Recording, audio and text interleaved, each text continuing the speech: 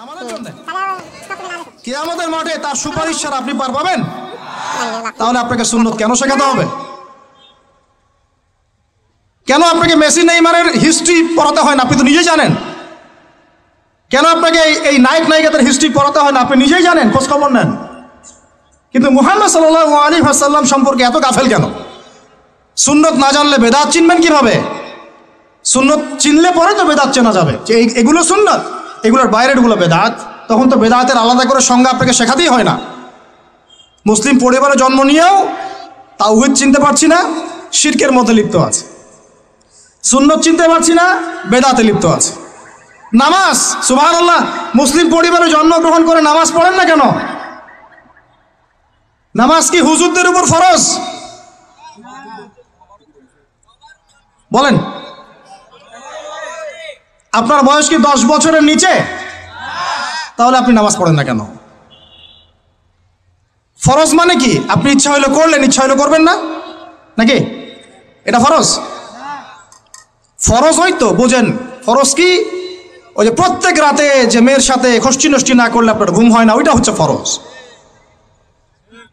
স্কুলে কলেজে গিয়ে মেয়েদের সাথে অ্যাফেয়ার্স করা, ডেটিং করা, এই পাবজি খেলা, আমাদের সবার উপর এখন ইউটিউবিং, ফেসবুকিং ফরজ।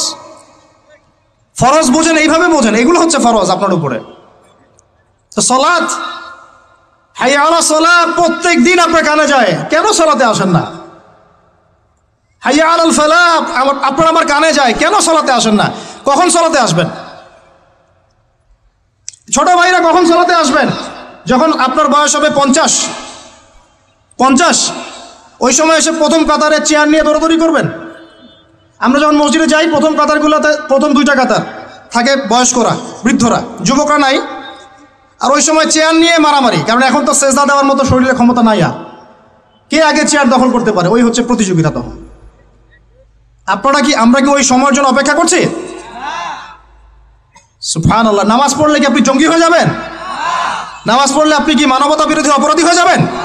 এই ফাইজলামি মার্কে কথাবার্তা যারা বলবে, সমাজ থেকে বয়কট করে দিবেন, আর সামাজিক প্রতিবাদ গড়ে তুলবেন।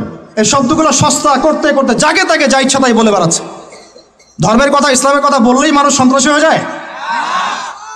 আমরা কি শান্তিপূর্ণ পরিবেশের মধ্যে অশান্তি সৃষ্টি করতে চাই? কোশ্চিনকালেও নয়। কিন্তু আপনার ছেলে, আমার ছেলে, আমার ভাই, আপনার বোন নামাজ পড়বে না কেন? নামাজ পড়লে কি মানুষ খারাপ হয়ে যাবে? বাংলাদেশে যে শিক্ষা প্রতিষ্ঠানগুলো সবচেয়ে ভালো করে, এই তো আপনাদের এখানে ক্যাডেট কলেজ আছে না, রেজাল্ট ওদের চেয়ে ভালো কেউ করে? দেখেন প্রত্যেকটা স্টুডেন্ট যাদের নামাজ ফরজ, নামাজ পড়ে ঠিকঠাক মতো, 5 ওয়াক্ত নামাজ টাইম টু টাইম পড়ে। 5 ওয়াক্ত নামাজ তারা টাইম টু টাইম পড়তে পারে, ফিজিক্যাল এক্সারসাইজ করে, খাওয়ার সময় খায়, খেলার সময় খেলে, ঘুমের সময় ঘুমায়, পড়ার সময় পড়ে। তারা ভালো করে না? ভাই, মুসলিম পরিবারে জন্ম নিয়েও নামাজ পড়ি না। আরো বড় কথা তো বলতে বাকি আছে এখন। মুসলিম পরিবারে জন্ম নিয়েও হালাল খায় না, বেশিরভাগই হারামের সাথে থাকে। আমাদের সমাজের ম্যাক্সিমাম সুদখোর এখন, ম্যাক্সিমাম। সুদ কি? আমার কাছে শোনেন সুদ কি, বাকিদের কথা বাদ দেন। আমার কাছে শোনেন সুদ কি জিনিস। সুদ ইজ ইকুয়াল টু নিজের মায়ের সাথে সেক্স করা। আমার কাছে শোনেন সুদ কাকে বলে। সুদ ইজ ইকুয়াল টু আল্লাহর সাথে যুদ্ধ করা। সুদ সমান সমান রাসূল মুহাম্মদ সাল্লাল্লাহু আলাইহি ওয়াসাল্লামের বিরুদ্ধে অস্ত্র ধরা। সুদ সমান সমান নিজের মাকে বিয়ে করা। সুদ সমান সমান 36 বার জেনা করা, তাও 1 দিরহাম সুদ।